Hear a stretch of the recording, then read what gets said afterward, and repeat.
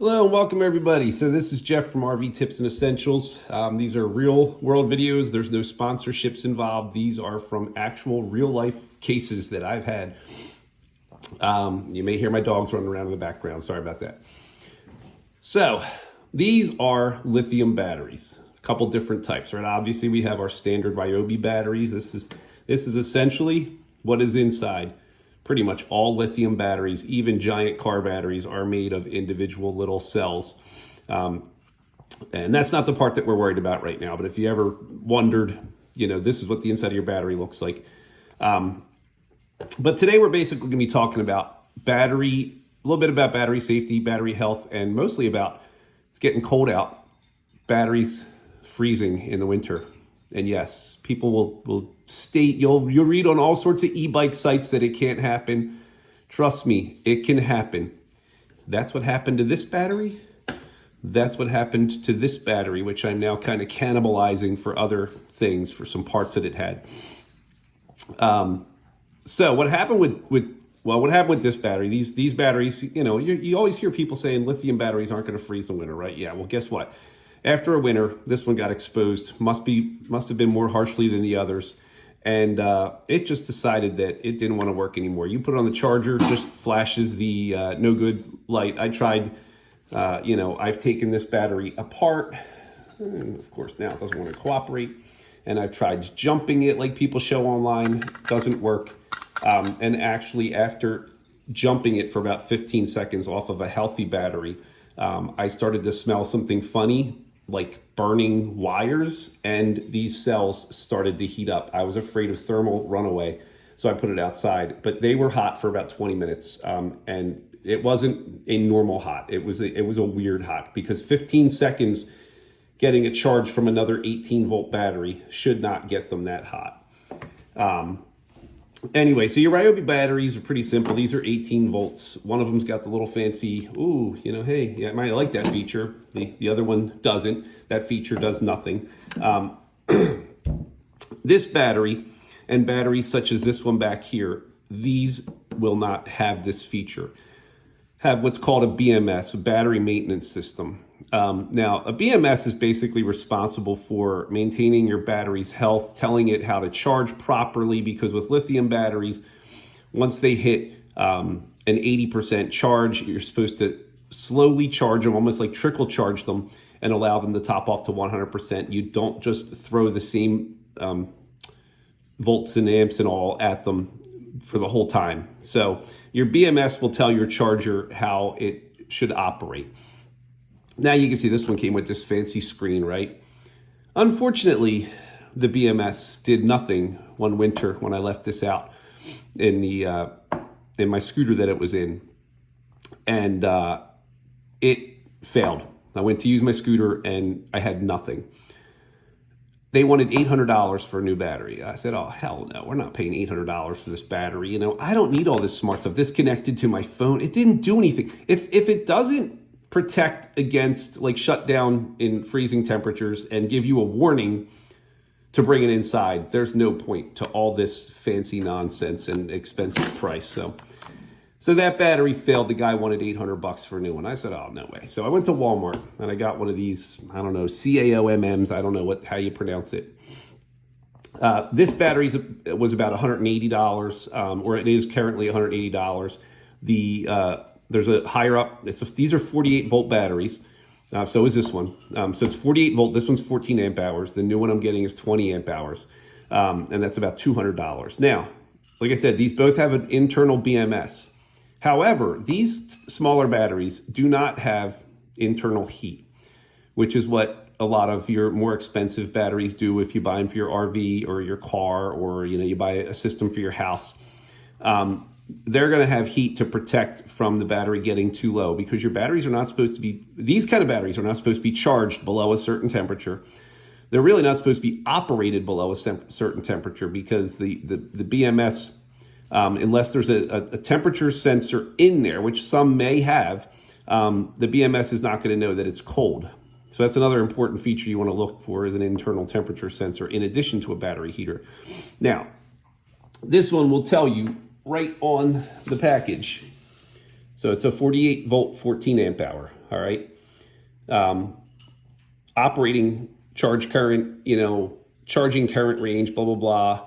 And then you get down here, charging temperature range, 32 to 113. 113, I want to say is somewhere around 115 degrees Fahrenheit. So these are in Celsius because these are, does that say Fahrenheit? Oh, wow, it does. Wow, usually these are in Celsius because they're made in China. So 113 Fahrenheit, and charging temperature range is up to 131. But you do see, you hit 32 degrees Fahrenheit, which is, the point at which things freeze. You're not supposed to charge these anymore. Now, this one's being replaced solely because I went to remove it from my scooter, which I usually bring my entire scooter in my house for the winter, but my wife has something going on in the storage room. So I went to remove the battery, which isn't hard to do. However, it had where this charge is, and this is just this charger is off of this battery. It's chargers don't really matter as long as it's the charger and the BMS are the things that decide how good your battery is. And a lot of these chargers are, you can find them online. They're all kind of interchangeable as long as they have the same. They say on the back of a charger, I don't know if you can see this, all this stuff, it'll tell you output voltage and blah, blah, blah. You want to stay within those parameters. Now, so this is the little charger for that blue battery. Doesn't look like much, looks like a headphone jack kind of thing, all right? So this is the piece that was on the scooter. And you can see I clipped it off. Now, it had a plastic zip tie holding it onto the scooter. And I had to take that off in order to get it out of the scooter so I could remove the battery, because this was all one solid wire prior to this happening. Well, when I went to clip the little zip tie and it was kind of in an awkward place, I used my scissors. Let's see if we can see that.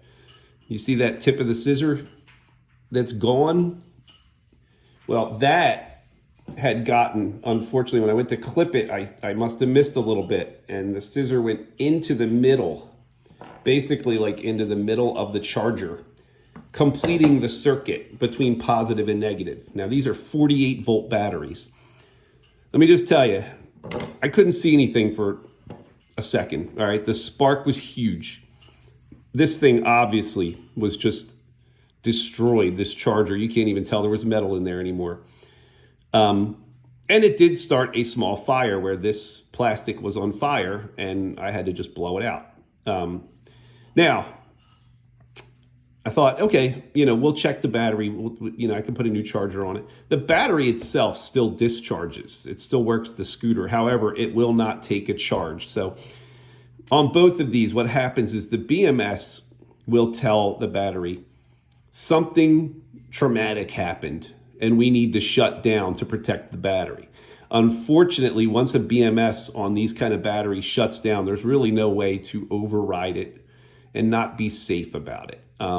You'll find all sorts of videos online where people will say, do this and do that. You can override your BMS. Basically, they provide a charge to it and try to fake the BMS into thinking the battery's healthy. I worry. Lithium batteries, you've seen the fires at these things. And let me tell you, the spark from this was massive. I can only imagine if all of the cells went up at one time, basically, the size of the fire that this would cause. And this is a small battery in comparison to some like cars, and how difficult it would be to put out. So I'm not messing around. For $200, I'm just going to buy a new battery. Does it suck? Yes, but it's the safe thing to do. If this were to overheat, say in the summer, I took this out in the summer because I take my scooter down to Florida. It's 110, with the heat index maybe 120, and this battery were to overheat and get that thermal runaway they talk about, the whole scooter would be lost. I could get injured.